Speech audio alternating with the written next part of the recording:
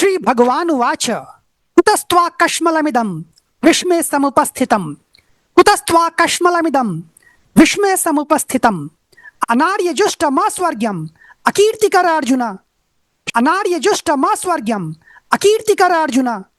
श्री भगवान ने कहा, हे अर्जुन, इस संकट के समय तुम्हारे मन में यह कश्मल मोह मानसिक मलिनता कहां से आ गया? यह श्रेष्ठ पुरुषों अनार्य जुष्टम के योग्य नहीं है, न ही यह स्वर्ग ले जाने वाला है और न ही इसमें कीर्ति मिलने वाली है। अकीर्ति कर अर्जुना। श्री कृष्ण यहाँ अर्जुन को झकझोरते हैं। वह पूछते हैं, संकट की घड़ी युद्ध भूमि में तुम्हारे भीतर यह कमजोरी कहां से आ गई? श्री कृष्ण इस मानसिक स्थिति को अनार्य जुष्टम कहते हैं, यानी ऐसा आचरण जो श्रेष्ठ या आर्य पुरुषों को शोभा नहीं देता। वह अर्जुन को सचेत करते हैं कि जो तुम कर रहे हो वह अस्वर्ग्यम अर्थात आत्मिक पतन की ओर ले जाने वाला है और संसार में अकीर्तिकरम अपयश फैलाने वाला है। यह क्षत्रिय का काम धर्म की रक्षा के लिए लड़ना है, मैदान छोड़कर भागना नहीं। श्री कृष्ण की यह डांट अर्जुन के सोए हुए विवेक को जगाने की यह पहली चोट थी। क्लैव्यम मास्म गमः पार्थ न तत्त्वयि उपपद्यते क्लैव्यम मास्म गमः पार्थ न तत्त्वयि उपपद्यते शुद्रम हृदय दौर्बल्यम तक्योतिष्ठ परम तप शुद्रम हृदय दौर्बल्यम तक्योतिष्ठ परम तप।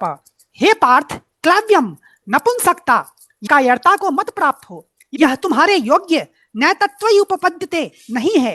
हे शत्रुओं को संताप देने वाले परम तप, हृदय की इस ओछी दुर्बलता शुद्रम हृदय दौर्बल्यम को त्याग कर युद्ध के लिए खड़े हो जाओ।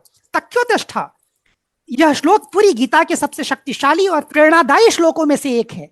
श्री कृष्ण अर्जुन को पार्थ, पृथा, कुंती के पुत्र कहकर याद दिलाते हैं कि तुम एक वीर माता के पुत्र हो, इसलिए क्लैव्यम मास्म गमः पार्थ, यह कायरता के वश में मत आओ।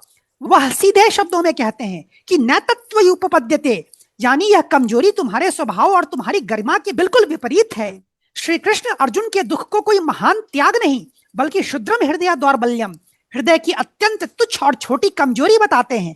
वह अर्जुन को परम तपा कहकर संबोधित करते हैं, जिसका अर्थ है शत्रुओं को तपाने या डराने वाला। श्री कृष्ण कहते हैं कि जो वीर दूसरों को कपा देता था वह आज खुद कांप रहा है। इसलिए इस मानसिक कमजोरी को तक्योतिष्ठ तुरंत त्याग दो और अपने कर्तव्य के लिए खड़े हो जाओ। जब भी जीवन के युद्ध में हम डिप्रेशन, मोह या जिम्मेदारी से भागने की स्थिति में हो तो हमें अपने हृदय की दुर्बलता को पहचान कर उसे त्याग कर अपने कर्म की ओर खड़े हो जाना चाहिए।